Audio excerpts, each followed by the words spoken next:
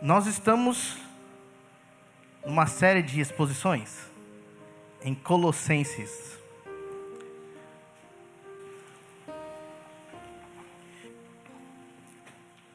Eu não sei se você já conseguiu presenciar uma pata andando com seus patinhos.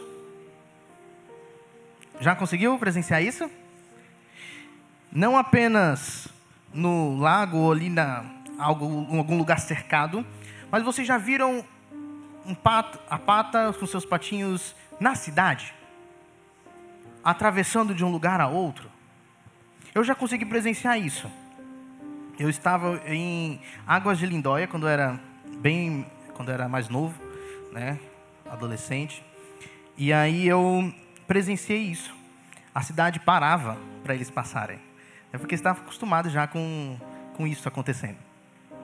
Mas é interessante que a pata anda à frente e os seus patinhos enfileirados vão atrás. Ela sabe que há perigos no caminho, mas mesmo assim ela vai seguindo firme e os seus patinhos vão acompanhando. Ela está segura no seu instinto.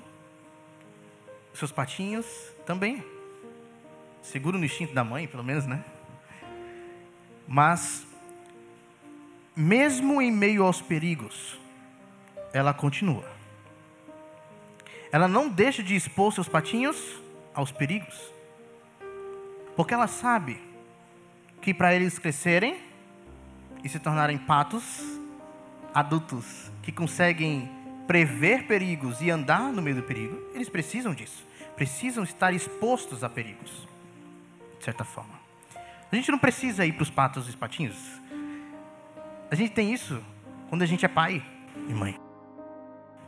Com os nossos filhos, os pais expõem os seus filhos ou permitem que seus filhos passem por certos tipos de perigo. Claro, moderado, né? Porque eles vão aprendendo com o perigo os limites. Se permite o perigo o tempo todo, o perigo vira comum e não consegue mais obter limites do que é perigoso ou não. Então não pode ser em excesso. Se não permite perigo algum, colocando limite em todas as coisas, os filhos vão crescer assim. Colocando limite em todas as coisas, não crescerá tendo equilíbrio. Terá medo de tudo. Provavelmente, Paulo na prisão se sentiu como os pais observando perigos cercarem seus filhos. Lógico que não foi Paulo que expôs eles ao perigo. Eles estavam sendo expostos ao perigo. Ali estava uma pequena igreja com poucos anos de existência, cheia de energia e entusiasmo, mas sem consciência total dos grandes perigos e problemas que estava começando a enfrentar. Ele não podia estar pessoalmente com eles para ensiná-los, guiá-los. Interessante que a pata precisa confiar em seu instinto e nos seus filhotes para vê-los crescerem. E de certa forma os pais também com os filhos. Porém, apenas o instinto humano comum não vai levar aquela nova igreja à maturidade. E Paulo sabia disso. Os instintos humanos são importantes, mas por si só não são suficientes. Quando pessoas são alcançadas pelo Espírito, Deus implanta nelas um novo sentido de sua presença, novo sentido de seu amor, de sua orientação e de sua força. Essa nova realidade precisa ser nutrida, precisa ser desenvolvida. Os salvos precisam compreender o que está acontecendo com eles e como devem cooperar com a vida divina que está genuinamente crescendo e operando na vida deles. Paulo poderia ajudar de duas formas. Escrevendo, né, por meio de carta. Ele fez isso. E ainda mais, orando. Ele também fez isso. E fez questão de falar. Vimos nas duas pregações anteriores com o pastor Humberto que quem ama, ora. Quem se preocupa, ora. Quem é grato também, ora. nós podemos não estar fisicamente com alguém, com outras pessoas, como Paulo não estava com os colossenses, mas o Deus que está em nós também está com eles. E no trabalho árduo da oração, nós podemos ajudar o próximo em seu progresso de maturidade cristã. Isso é o que Paulo estava fazendo com aquela igreja. E que no capítulo 4, veremos que Epáfras também fazia. Orando por eles. Paulo então primeiro mostra sua gratidão a Deus pelo processo divino na vida daqueles irmãos ao produzir fé, amor e esperança. A tríade, né? A tríade da vida cristã. A igreja estava frutificando. Depois, Paulo revela seu pedido que, querendo ou não, envolve mais do mesmo do que eles já estavam vivendo. Ele queria que o instinto dessa nova humanidade criada em Cristo, que não é mais o instinto humano comum, mas o instinto redimido, se enraizasse de fato na vida deles, neles. A ideia é que Paulo está mostrando para eles e para nós que precisamos de um sentido interior profundo sobre quem nós somos. De uma vida humana que foi recriada por Deus e que devemos nutrir isso. Não importa o quanto sejamos ensinados. Meus irmãos, se a gente não tiver um profundo sentido interior de sabedoria e entendimento para compreender que o Deus verdadeiro nos ama e está moldando nossas vidas como nova criatura, nós não amadureceremos. Nós precisamos entender que a gente está dentro do processo de Deus para amadurecer. Esse novo instinto, sentido implantado no nosso coração, é para termos o compromisso de gerar frutos, de vivermos de modo digno do Senhor. Vocês lembram que o pastor usou a ideia da balança, né, de modo digno do Senhor, quando a balança está equilibrada. Isso é fantástico.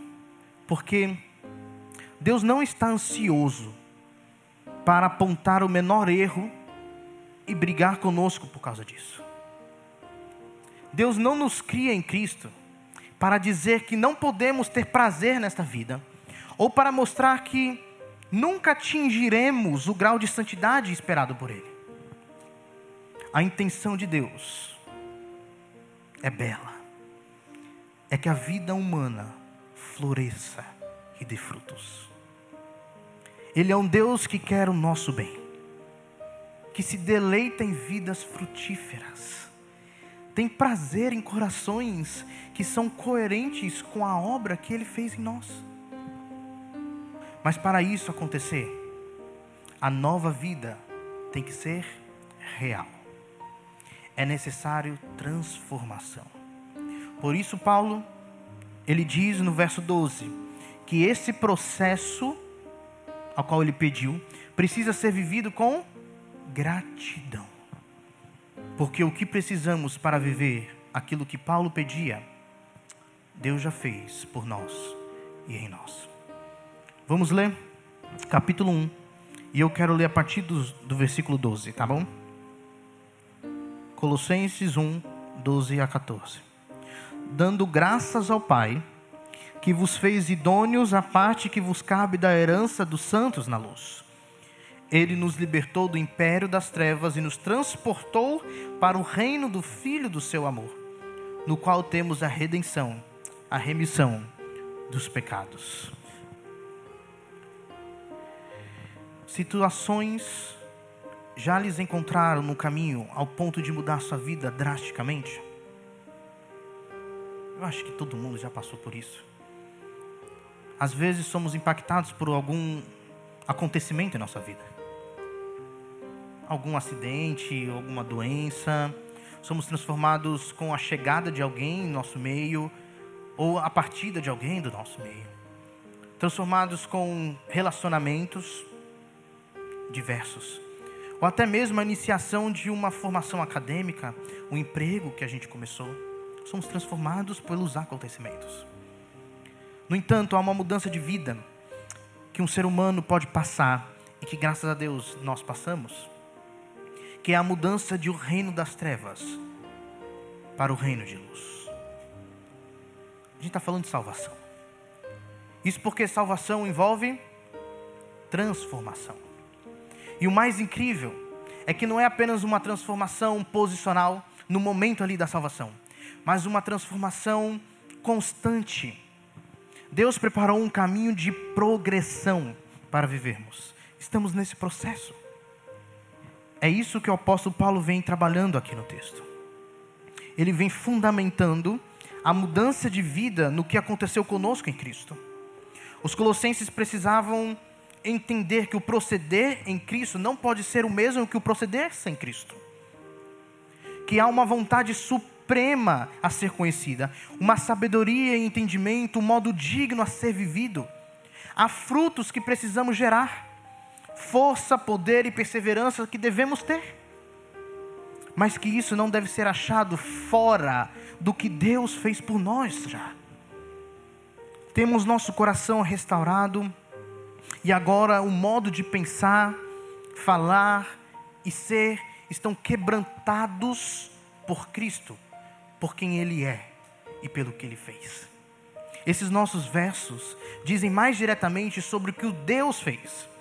Nós vamos, na semana que vem, ver mais diretamente sobre quem é esse Deus. Quem é esse Deus? Então ele começa falando, dando graças ao Pai, que vos fez idôneos à parte que vos cabe da herança dos santos na luz. É interessante que ele fala que vos fez idôneos. Aqui a ideia é que fez vocês dignos, né? Então, é como se Deus falasse, vocês têm uma herança, e vocês conseguem essa herança quando eu te transformar em alguém digno dessa herança. Então Ele nos fez dignos de termos a herança dos santos na luz, no reino da luz. E às vezes quando a gente pensa sobre herança, nós pensamos muito sobre a vida eterna, sobre a vida futura. Esse é o nosso alvo. Nós caminhamos para lá. Nós queremos estar lá. E sim, envolve isso. Mas essa herança já é também para o presente. Viver de um modo digno do Senhor já é uma herança que nós temos em Cristo. Conhecer a Deus, a vontade de Deus, é uma herança que nós temos em Cristo. Ter entendimento e sabedoria é uma herança que nós temos em Cristo. Fé, amor e esperança, herança que nós temos em Cristo. A herança, a nossa herança, são todos os benefícios que nós temos em Jesus Cristo. E são tantos. Então Deus nos fez dignos de termos esses benefícios que fazem parte do reino da luz. Que fazem parte da luz.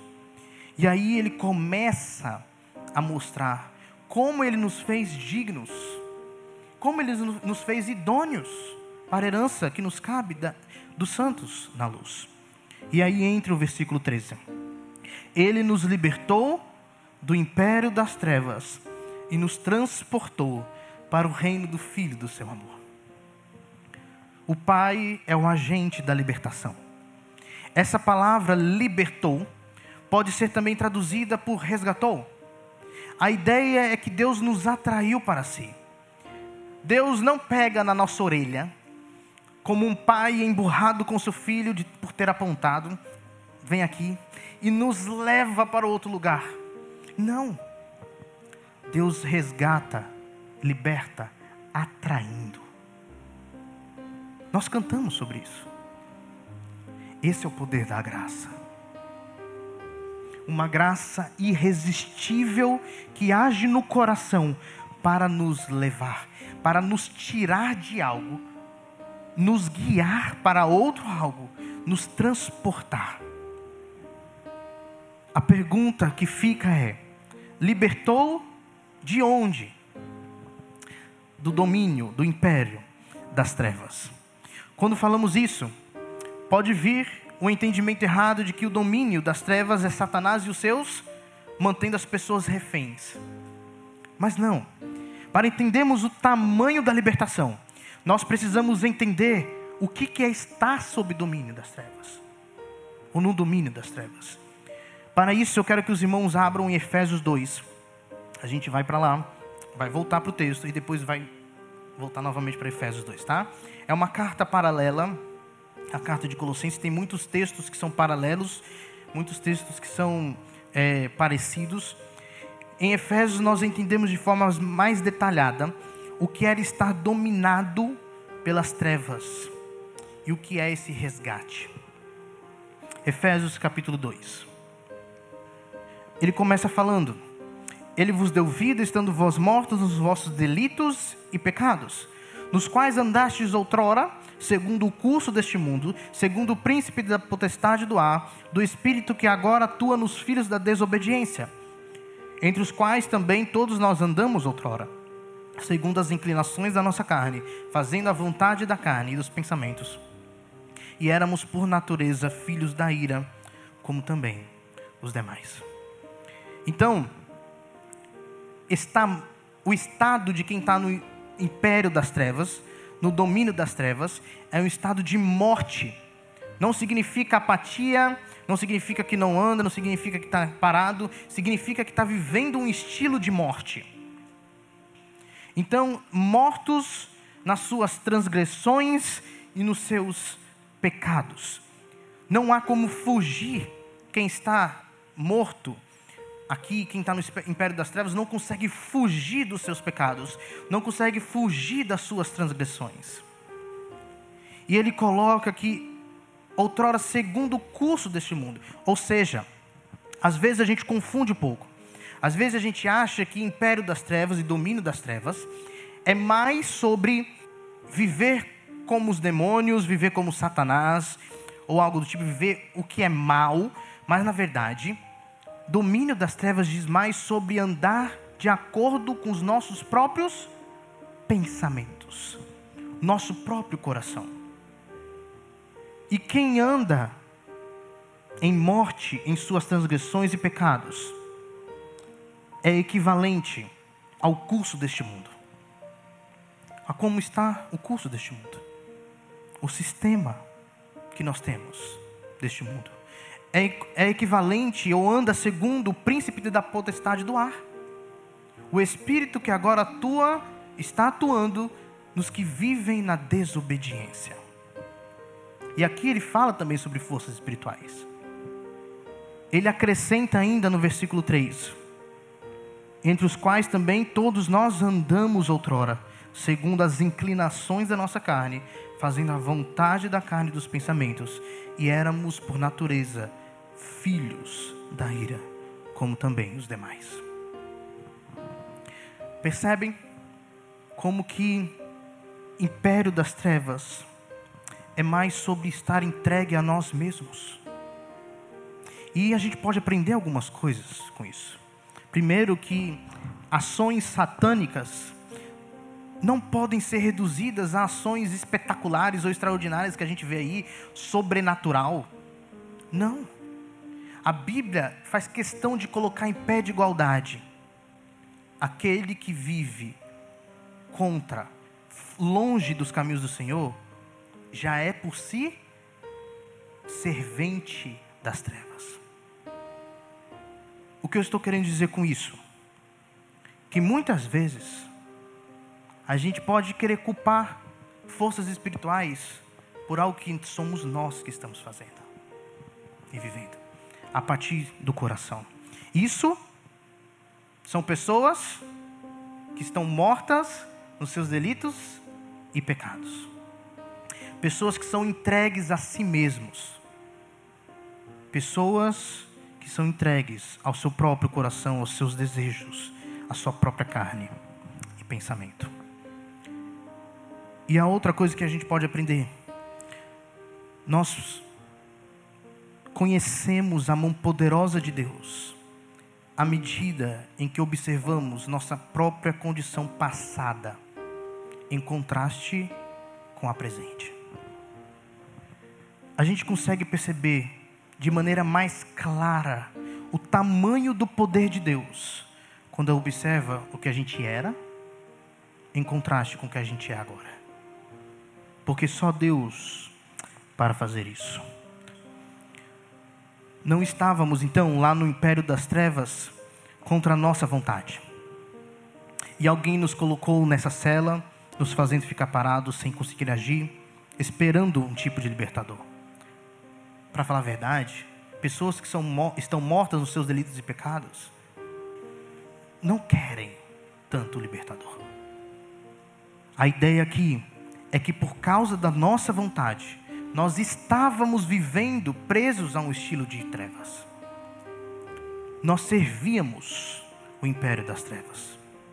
E assim fica muito mais forte quando entendemos que éramos serventes das trevas porque queríamos.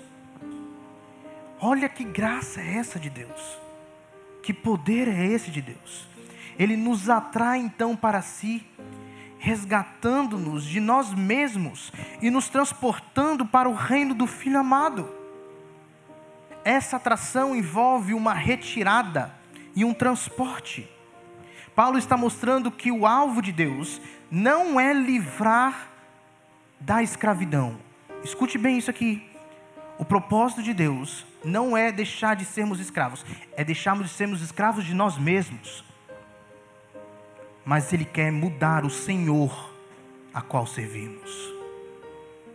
Ainda somos servos, ainda somos escravos, mas agora nós dizemos que somos escravos de Cristo. Faz parte da nossa essência de criatura sermos servos. Isso nunca mudará. A questão sempre será: a quem estamos servindo? A quem estamos servindo?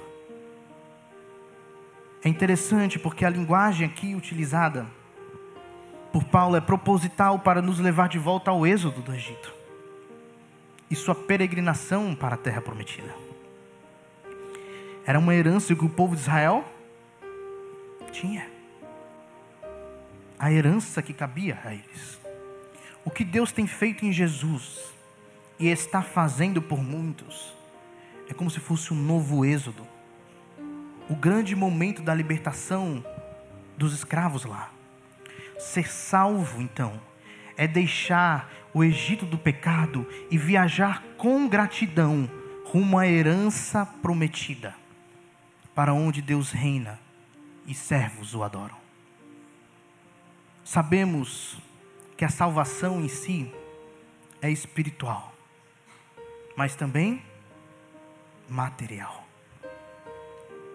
Esse êxodo ocorre em corações que serviam a si mesmos, coerente com o sistema mundano, para corações que neguem a si mesmos, coerentes com o novo reino, o de Cristo. Nós temos uma nova ética, a ética do reino que devemos seguir. E ele diz, no qual temos a redenção e a remissão dos pecados. Então ele nos libertou do império das trevas, nos transportou para o reino do seu Filho amado, no qual temos a redenção e a remissão dos pecados. Ele está mostrando como ocorreu essa libertação. Se a gente for para Efésios novamente, Efésios capítulo 2, lá ele diz, no versículo 4, mas Deus, sendo rico em misericórdia, por causa do grande amor com que nos amou, e estando nós mortos em nossos delitos, nos deu vida juntamente com Cristo. Pela graça sois salvos. E juntamente com Ele nos ressuscitou, nos fez assentar nos lugares celestiais em Cristo Jesus, para mostrar nos séculos vindouros a suprema riqueza da sua graça, em bondade para conosco em Cristo Jesus. E aí, versículo 8, porque pela graça sois salvos mediante a fé, e isso não vem de vós, é dom de Deus, não de obras, para que ninguém se glorie. Pois somos feitura dele, criados em Cristo Jesus para boas obras, as quais Deus de antemão preparou para que andássemos nela. Nós temos aqui o que está por trás dessa redenção, da remissão dos pecados. A graça. quando a gente olha o que nós éramos, quando olhamos para trás, quando nós entendemos que nós andávamos por meio da vaidade dos nossos próprios pensamentos, e nós observamos por meio do que a gente tem que andar agora. Que ele disse lá antes, lembra no versículo 9? Transbordei de pleno conhecimento da sua vontade, em toda sabedoria e entendimento espiritual, que vocês andem de modo digno do Senhor, fortalecendo, sendo gratos. Quando a gente olha isso, a gente percebe a mão de Deus, a graça de Deus, o modo pelo qual Deus opera a libertação é por meio do próprio Filho, que é o Rei deste reino a qual fomos transportados. Deus nos dá o seu Filho. Deus nos dá aquele que é o Rei, que é o próprio Deus. E esse Filho nos dá a redenção. Esse Filho nos dá a remissão dos pecados. Como que pagaríamos? Como pagaríamos os nossos pecados?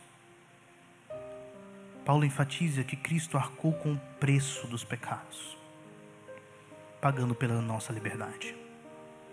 Apocalipse 5:9 diz: e entoava um novo cântico dizendo: digno és de tomar o livro e abrir-lhe os selos, porque foste morto e com o teu sangue compraste para Deus os que procedem de toda tribo, língua, povo e nação. O sangue derramado por Cristo em favor de muitos. É por isso que Paulo pode pedir o que ele pediu nos versículos de 9 a 12. Porque Cristo já fez isso. Será que em nossos afazeres do dia a dia estamos tendo consciência de que só conseguimos adorar a Deus, que só conseguimos ter esse instinto redimido e que nos leva a Deus, porque o Rei do maior e mais perfeito reino, do único reino que é eterno, morreu para que fôssemos seus servos, e não somente isso, para que em breve reinemos com Ele? As coisas, isso deveria ser a nossa alegria no nosso dia a dia, a nossa felicidade, a nossa força, a nossa gratidão, o que nos motiva a viver, a consciência e a transformação que nós temos em Jesus Cristo pela remissão dos pecados. Que grande obra! Graça sobre graça. Uma vida por um povo. Uma vida por muitas vidas. Um sacrifício perfeito por pessoas imperfeitas. Mas para que essas pessoas imperfeitas sejam perfeitos e sacrifícios vivos, nós precisamos transbordar no nosso dia a dia o que Jesus fez por nós. Isso é a maior alegria que nós temos. Essa é a maior transformação que nós tivemos e que alguém pode ter. Eu quero concluir resumindo os dois propósitos de Paulo com esses versículos. Primeiro, mostrar que aquilo que ele pedia a Deus na vida dos colossenses faz parte do processo de Deus implícito na libertação para o reino de Cristo. Ou seja, aquilo que ele pediu do 9 ao 12 está embasado, fundamentado na obra que Cristo fez por nós. Como quando se faz um transporte de uma árvore, uma planta para outra terra. Quando vamos retirar uma planta, uma árvore para plantar em outro lugar, eu não sou especialista em jardinagem, longe disso. Nós não simplesmente, a gente não corta a árvore no meio e planta no outro lugar. Nós precisamos das raízes da árvore. temos que tirar a terra, retirar a árvore junto com suas raízes e plantar em outro lugar. Existem 2 terrenos. Um que estávamos habituados, sempre nós vivíamos lá. Um terreno que nos influenciou desde que nascemos. No outro terreno, no novo, nós recebemos o privilégio de fixarmos nossas raízes e pegar do solo seus nutrientes. Mas a adaptação ocorre progressivamente. Não ocorre da noite para o dia. As raízes vão se adaptando com o tempo. Mas não teria fruto se não tivesse as raízes. O que eu estou querendo dizer com isso? Nós fomos retirados de um império, de um domínio, de um reino do qual nós desde pequenos, desde que nascemos, estávamos acostumados. Nós vivíamos lá, nós éramos serventes lá. E nós fomos transportados por Deus, mas com tudo que a gente é, e levado para o reino, o novo terreno, o reino do Filho amado, no qual Ele nos planta com suas raízes e espera o fruto no seu devido tempo. Então, nós veremos mais para frente, no capítulo 3, sobre esses frutos mais. Veremos como funciona essa dinâmica da adaptação no novo terreno. Mas o primeiro motivo é esse: mostrar que aquilo que devemos viver faz parte do processo já do que Deus fez por nós na libertação para o reino de Cristo. E segundo, mostrar o motivo, esses versículos 13 e 14, é mostrar o motivo pelo qual devemos viver dando graças ao Pai. Precisamos aprender a arte da gratidão. E aprender mesmo. Não foi isso que Paulo falou? Aprendi a viver contente. Aprendi. É aprender. A gratidão está por toda a carta de Colossenses. O que Paulo desejava ver na igreja, como sinal de uma vida cristã que é coerente com a transformação que tivemos, é a gratidão a um Deus pelas coisas extraordinárias que fez, tem feito e continuará a fazer no mundo e em nossas vidas por meio de Jesus. Então, a gratidão espontânea dessa natureza é um sinal de que estamos conhecendo e amando o Deus verdadeiro. Porque em contraste, tem os deuses dos falsos mestres, que a gente vai ver por aí, que os falsos mestres pregavam. Um Deus imaginário, os deuses que estavam sendo inventados em Colossos e que ainda hoje pessoas inventam. Eles não podem ser comparados ao Deus verdadeiro, que derrama a sua generosidade para conosco. Deuses inventados não se sacrificam para libertar, para atrair para si pecadores, mas para prender cada vez mais e mais na vaidade dos próprios pensamentos. Esses são os deuses inventados, porque o Deus verdadeiro age para libertar a nós de nós mesmos. Uma vida vivida na presença do Deus que morre pelos seus sempre será uma vida cheia de gratidão. Cheia. Tem aquela música: eu nunca saberei o preço dos meus pecados lá na cruz. Mas a gente sabe o preço. Nós sabemos o preço. E que foi um preço extremamente alto. O preço é o Cordeiro perfeito. Esse é o preço. O preço é o Filho amado. O preço é o próprio Deus que se fez homem para nos libertar. Meus irmãos, se isso não é grandioso, não sei mais o que pode ser. Se isso não é amor, eu não sei o que é amar. Se isso não é graça, nós não recebemos a graça. Se isso não nos faz dobrar os joelhos e agradecermos, tem algo de errado. Adoremos então a esse Deus, lembrando sempre que gratidão é muito mais do que um sentimento. Gratidão é viver coerentemente com o que foi feito por você e o que foi feito por mim. Isso é ser grato. Ações de graça. Graça Ele nos deu, graça transbordaremos. Amém?